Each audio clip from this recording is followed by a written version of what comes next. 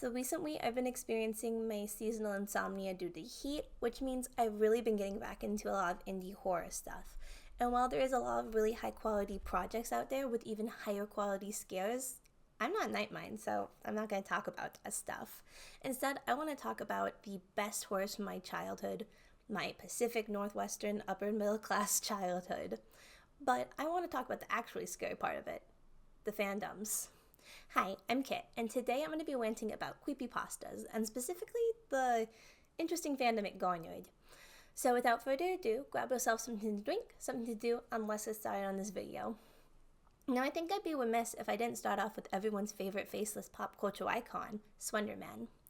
His origin was in the paranormal Photoshop contest on the Something Awful forums, which, no, it actually wasn't a horror website. That's what I thought when I first heard it. It was just an internet hotspot. I think it was mostly dedicated to comedy. But they decided to host a Photoshop contest for paranormal things. So the creator, known as Victor Surge, created the Slender Man, and in the descriptions, opposed to a lot of the other contestants who would describe their Photoshop, he would actually world build, which added a whole another layer to it. A lot of the photos he took were taken by other photographers who have since gone missing or even died since taking the photos. And the horrors that these photos perpetuated actually led to the inspiration and creation of the Marble Hornet series here on YouTube, which I'm still working on them, trying to pace myself, not binge all of it in one night. Highly recommend. Very great series so far. Now, the Slender Man works as a really great base for a lot of the early fandom, because he was one of the first and most widely known. As such, he was used as a cornerstone to build off of or reference. A creature without a face that steals away children, just standing out of sight. And if you're unlucky enough to capture him on film or footage, basically he ensured that a legend is all that will remain and that there'll be no physical footage of him. A lot of characters were drafted with the idea that they were a underling to the Slender Man. And then there were characters that were made as complements to the Slender Man. I'm talking about specifically the Slender Brothers, who all of which were made in parody, but that doesn't matter. The fandom does what the fandom does. The Slender Brothers was a group of Slenderman-like entities that featured different outfits, different design quirks, and different personalities, and of course they all also ended with or man. And of course, they were all brothers or cousins in some iterations. The most popular configuration featured the four brothers: Slenderman, Splenderman, Trenderman, Sexual Offender Man. Splenderman, the nice brother, originated from a parody of Marble Hornets on Neil Cicierega channel. He's a happy pasta, not a creepy pasta. As such, any video distortion will be of happy things. Birthday parties, bunnies, you name it.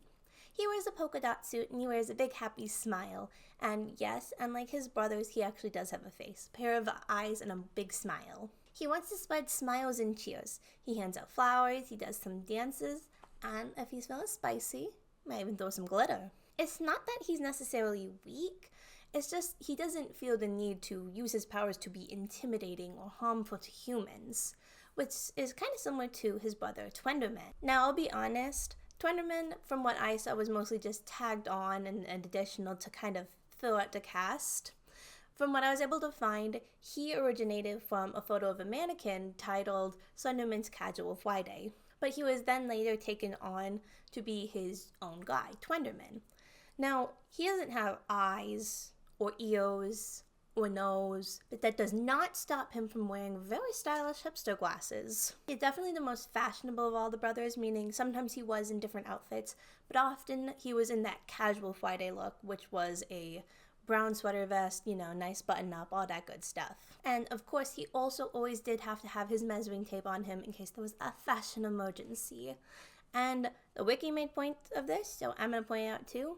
He hates quarks. Do not test him. But I am going to test you with this next one. Sexual Offender Man. Sometimes he was just sort into Offender Man. And he lives up to the name. He is the most intimidating next to the Slenderman. He is considered to be weaker than Slenderman, but still very powerful overall. Instead of hunting children like his brother does, he tended to target teenage girls and women. He was known to cause general destruction and promote horrible behaviors, and as you can guess, he did like to offend. Sexually. And I think that's all I'm going to say about that.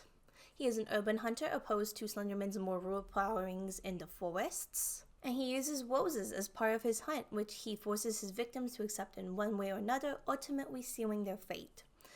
A lot of the art of his characters likes to showcase his tentacles for reasons, and he has a large slip grin, and he is often seen wearing a black trench coat, black pants, and a black fedora. Now yes, these four make a very interesting and very fun family, but it's kind of sad how Slender kind of sticks out like a sore thumb compared to his brothers. It's just, he's so scary compared to the other ones. Okay, hear me out. So what if he is still scary, but he's also like a tired old man because he's in charge of all the proxies, which are kind of like his kids, because he's kind of like a dad's like a found family type thing. Like, I think this is gonna work. Fandom, do your thing. And the fandom did do their thing. And they did it in full, in fact. So, best case scenario for his reputation is that he is a big mysterious boss figure, lurking in the shadows, having his proxies do his bidding. But like, if you're gonna write about a story and he's supposed to be a main character, that's so boring. You can't write about a boss character that's both mysterious and charismatic. Why would you write about someone who's not charismatic? Every character in fan fiction has to be romanceable or desirable 9 times out of 10. Otherwise, it's just bad fan fiction. Just ask AO3/Reader tab. So instead, they started adding a couple more lighthearted traits to his base personality. Like, he is still the big boss, but that is just fancy talk to dress up the fact that he's got to babysit all the other pastas, and even his brothers sometimes. Who said you need to have eyes to have eye bags? Yes, he still gives missions. Yes, it's still all murder, stab. But at the end of the day, it's found family. And what's better than found family trope? Especially when it can be utilized and the kids accept you as you're falling in love and he's falling in love and... I haven't mentioned the mansion yet. Yeah. So all the creepypastas live in the Slender Mansion. Okay, well, technically it is just for Slender and his proxies, so those who follow him. But who's to say not all humanoid creepypastas wouldn't work for him? I mean, once you become a horribly disfigured psychotic murderer, you might as well sign on to an eldritch horror and get free rent, right? And no worries, the building does come fully accommodated for its residents, despite looking mostly dilapidated and in the middle of a unspecified dense forest in North America. That part is all for aesthetics, otherwise has electricity and plumbing and everything is great. Now, who all lives in this mansion, you might be asking? And that technically depends on who you ask. Technically, if we are working off of characters who are specifically listed to be proxies of the Slender Man in their origin stories, that would be characters like Masky, Hoodie, and Tiki Toby.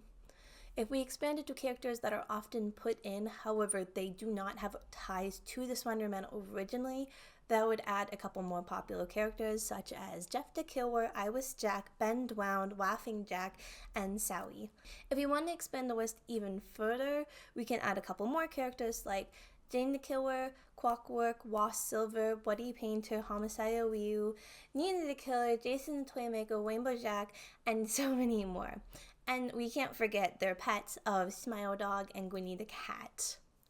And Smile just gets along so well with Jeff, so like, if you have one, you gotta have the other. Oh, and of course, all of these characters have also gotten new personality traits and quirks that are either deviate or exaggerate specific things from their source material. Also, basically all of them, with the exception of Sally in most cases, seem to be aged up to late teen, early adult. Kind of an age limbo. Which, when you learn their canonical ages, it makes it kind of funny. Jeff the Killer, very ossified, sought-after, psychotic stabby boy. He's canonically 13. Ben Dwound, a drowned child turned to a all-powerful electronic demon. Well, his is a little bit harder, because he died at 12, and you probably don't age once you die. However, he could also just be an ageless demon disguising himself as the dead kid, but he's still manifesting the form of young Link. Young Link, who's one of the youngest in the franchise. Masky and Hoodie are implied to be around college age, American college, so about 18 to 21.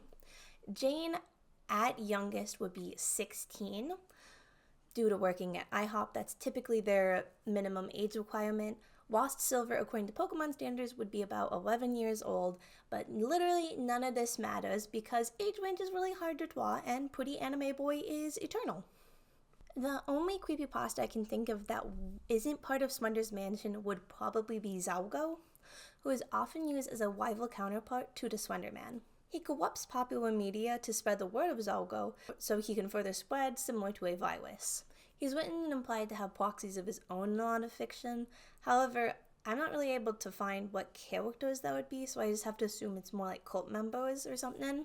Even though it would really make sense if there were characters like Jin or Ryu to be under him, since they have a vendetta against Jeff, and if Jeff's working for the Slender Man, they wouldn't want to either be on the same side or even live in the same house as him. Look, fandom is just for fun, doesn't need to make perfect sense all the time. And if you need proof of that, refer back to the Slender Man. And I haven't really even gotten the real horrors the fandom invoked, but I think that's probably going to be a story for another time after I do some more research. Because, trust me, some crazy stuff has happened. From character hijacking, insane shipping wars, all the fangirls and spin-off characters and OCs, all of the haunted media. Look, it was a lot, and it both lost the original horrors of the stories while also gaining a whole new type of horror no one was expecting. Or maybe I'm just ranting to rant. Either way, I hope you enjoyed today's video. Happy April Fool's Day, and I'll catch you in the next one. Love you. See you later. Bye! I'm talking about the Slender Brothers here, a group of Slenderman-like creatures that feature different outfits, design quirks, and personalities, and oh fuck, I'm wearing my headphones. Oh, fuck. He would force his victims to accept in one way or another. He corrects Pop.